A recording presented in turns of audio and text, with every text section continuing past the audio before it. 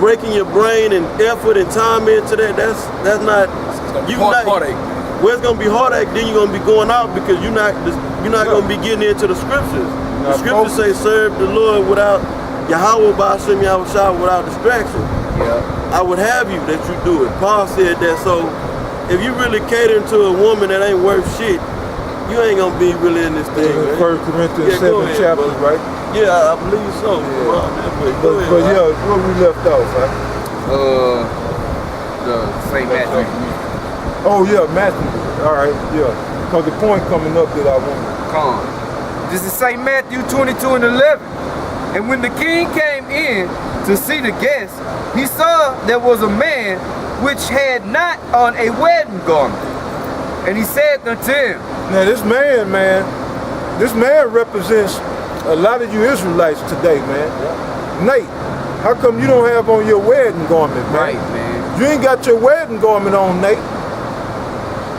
You gonna be looking stupid, man, and your followers. Yeah. That go for you, Johanna. That go for you, Bubble Eyes. That go for anybody else that's not in. Your wedding garment is the truth, man. Right, man. Right, that's it. The 100% truth. Right. Of these scriptures. Anything else outside of that, you in street clothes. Yes, sir. You in some bullshit, man. Yahweh Shai ain't gonna recognize you. So that man represent many men in these last days. Yep. Right. Read it again, brother. Come on. And when the king came in to see the guests, he saw there was a man which had not on a wedding garment. And he said unto him, friend, how camest thou in hither not having a wedding garment? Right. How you gonna come in here, man, without no wedding? Where your wedding garment at? You know it's a dress code, right? Right, shit. Yeah. How you gonna come in here? And that's Jake.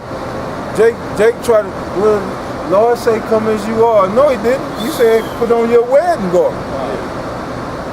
So that's a cut. Right. To you church Bible thumpers. Go ahead, Salaki. How camest thou in hither not having a wedding garment? And he was speechless. Right. Nate, you gonna be speechless. What can you say? You ain't gonna have nothing to say, man. What can you say? Like the brother said. Shut that thing. Yeah, when you had the men. Yeah. Teach me. Yeah. Nah, go ahead, bro. I was gonna say when you got the correct teachers here and you got men on the earth that's teaching the correct doctrine. You ain't gonna have no excuse to why you ain't got the truth. And especially when in Nate's case and Johanna, y'all had the wedding garments, but you chose to take it off. Yep. And put on some strange garment. Yeah, strange purple. Yeah, you chose to put on a strange garment, Nate. So did you, Johanna. So you're gonna be speechless. Your followers are gonna be speechless. Go ahead, brother. Con. And Salaki. Verse 13. Then said the king to the servants, bind him hand and foot, and take him away, and cast him into outer darkness. Right. That outer darkness is you going back into that's basically you profane. Yep. You gonna be outside of the temple not having the knowledge. This knowledge is the light. Not having this knowledge 100% of the truth, that's that other darkness. Yep. So the Most High is going, even the little that you have, He's going to take it from you. And then you see that, man. You see niggas bug out all the time. You see it all the time. And here come the point. Go ahead, brother. And there shall be weeping and gnashing of teeth. That's what's going on with you, Baloo. You calling and clinging on to anybody who leave GMS or get put out of GMS, and you calling them up, and y'all just sitting up there weeping and gnashing teeth. In fucking darkness. That's all that is, man. A bunch of boo-hoo crying, and you trying to dig up dirt, gnashing your teeth at the righteous, man. Because you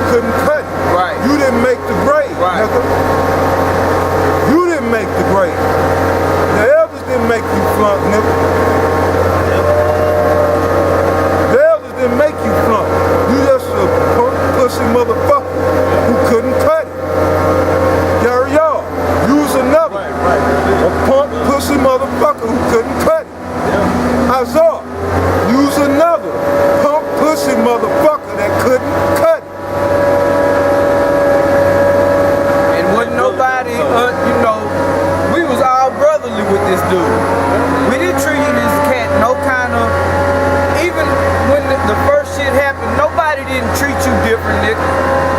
You even said out your own fucking mouth, under the circumstances that I'm back over here, I know brothers should be watching me. I know they should be looking at me under the scope. You said that yourself. Why? Because you knew you wasn't even right. You knew you shouldn't even brought your ass sniffing back around here, nigga. But it played out over a course of time, and now you calling Baloo. Yeah. And weeping and gnashing your teeth. Right. Baloo running a whole ass nigga hotline, man. Cons. Nah, and then all these cats that's fall out of like the brothers going into about making the cut and all that is the ones that don't get into them scriptures. I'm talking about looking up words and really studying. Not diligent. And I could be wrong. I might have to get corrected, but I believe the elder said back when Baloo was in the school, when they had the school, you know, back in the day, that he was a slacker, man. A slacker, Elder Gabar said that. You know, he was a damn slacker. You ain't, if you can't get the new moon, that's because you're a slacker. You try to come up with these bogus modern Greek terms talking about Friday and Saturday is in the Bible. It ain't in there. Talking about modern Greek and all that. Man, that ain't in the scriptures, man. No. They ain't dealing with modern Greek. They didn't even speak modern Greek. I mean, the Greek that the white man spoke. It's Hellenized Greek. Right, and then, so I'm just, go ahead. Now, I'm just saying, the point is, the ones, if you don't, that's how you get swayed and you fall out, or you get swayed with itching ears from another teacher, is but not being diligent and getting it in the scriptures, man. And that show Azar, I mean, all these cats, man. You ain't deep. Y'all Rob, Baloo, Nate and them, they ain't deep. They don't get into this doctrine. No. They don't look up no words. They wing it. You know what I'm saying? It's one thing to be in humility and you might get something wrong, you get corrected, but y'all won't even take correction. But you're lazy. Because you want to make rap videos, you want to have burger and friendlies parties. Speak, brother. You know what I'm saying? That's right. That's bullshit, they got energy man. for that, you know. That ain't edifying nobody. You want to sit in the house all day. You like to chill. You look like a lazy ass nigga that like to. He got a hell of a recliner. Like to lay on the couch all damn day and watch TV. He got a hell of a lazy boy. You know, stoned up with wife. That look like him, man. Put your head out. Your head holding no. Hey, General Yohana, he ain't fucking deep. They don't go in, you know, they don't go into the scriptures and really search and try to find out what they talking about. That's why when the elders come with the breakdowns that y'all don't agree with, y'all won't even take the diligence to let me go into what they saying. All y'all do is talk shit and slander, but you would never go in. The elders sit there and break down what they talking about. Different breakdowns y'all disagree with. And y'all won't take the time because y'all not to go into it because y'all not diligent. Y'all don't want to take out the time to put in that effort, man. You got to put in effort, man, to get into this thing. Go ahead. Hey, Yohana, if you was deep, you would have been at that debate, man, with Polite. When Tazariak was up there. You know, because you would have wanted to make sure that he would bring it out on point. But you wasn't there because, to tell the truth, Tazariak is deeper than you. You know? What's the dude's name? Sakawar.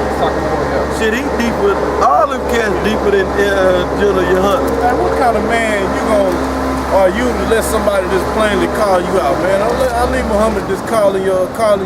You ain't gonna even try to. He ain't even deal with him, right? Because he ain't deep. And it's what you want? You get all this money, you gonna spend your time studying and research.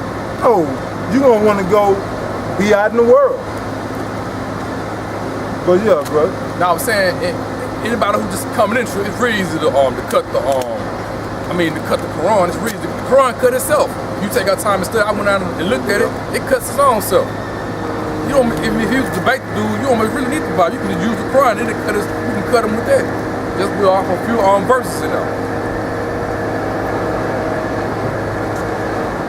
That was all I wanted. That was it, Con. Weeping and gnashing of teeth, man. Y'all, hey, y'all had it, man. For whatever reason, Yahweh Ba'Shem Yahweh Shai spewed you niggas out, man. Because they wasn't diligent. I ain't saying that's the only reason, because you ain't right. Just like the dude I saw, you flunking the test. Now, if I can remember correct, you probably know better than me because you was doing most of the grading. When the elders was giving out them GMS homework tests, y'all was flunking them tests. Yeah, he flunked a lot of them. He flunked most of them tests, you know? Yeah.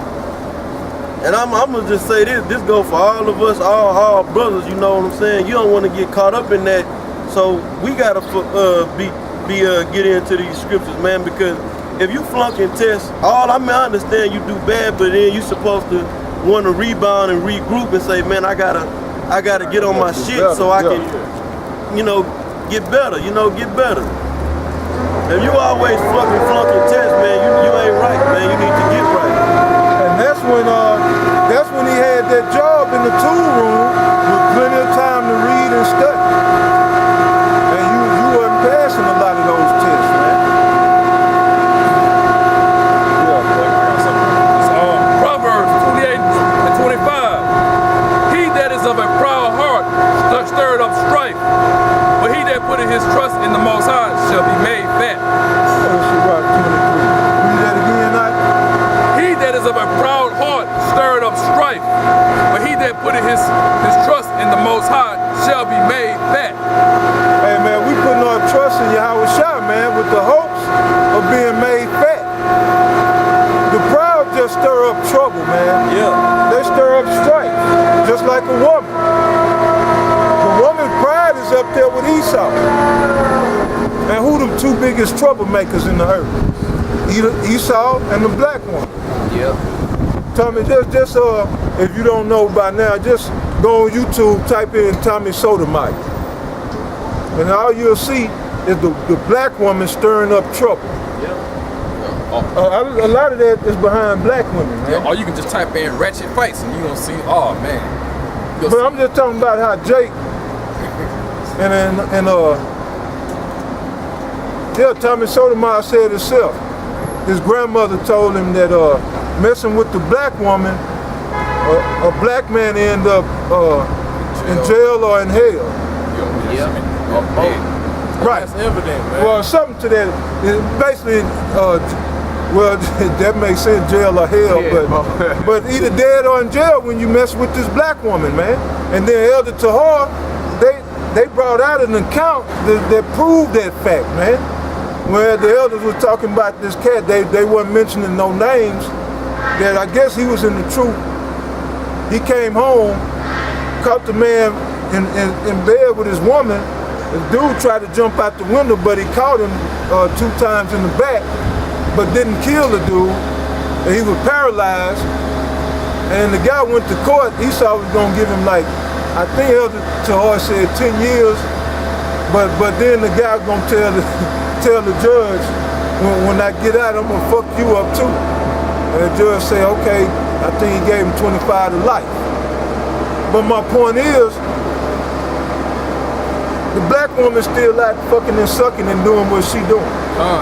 See, she had no consequences. She never missed a step. So the one man is paralyzed for life, and the other one locked up for life, and the black woman still being the fucking black woman, wiping her mouth, saying, I have done no fucking wrong. Finna get somebody else locked Get somebody up else in for trouble. life. And See, that's the thing. We're dealing with these black women. That's why, man, I said, fuck it, man. I'm washing my hands of that shit. And they'll get you killed. They'll get you put to death, man. They'll get you killed, murdered. Behind some fucking bullshit, man. Bullshit.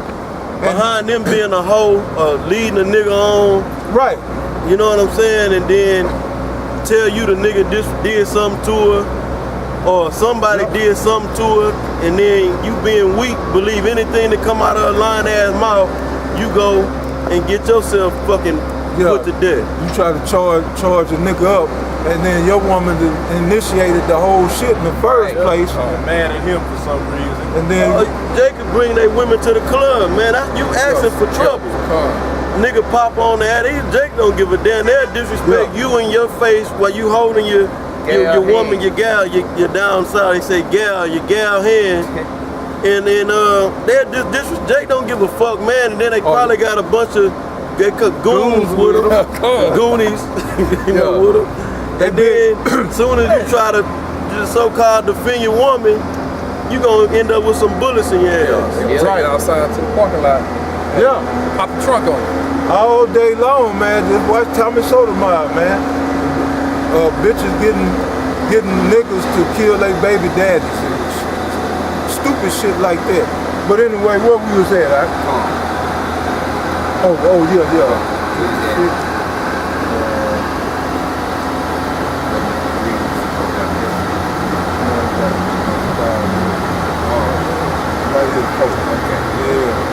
This is the book of Ecclesiasticus 23 and 4. So we're talking about the proud. How the proud stir up strife, man. They stir up strife.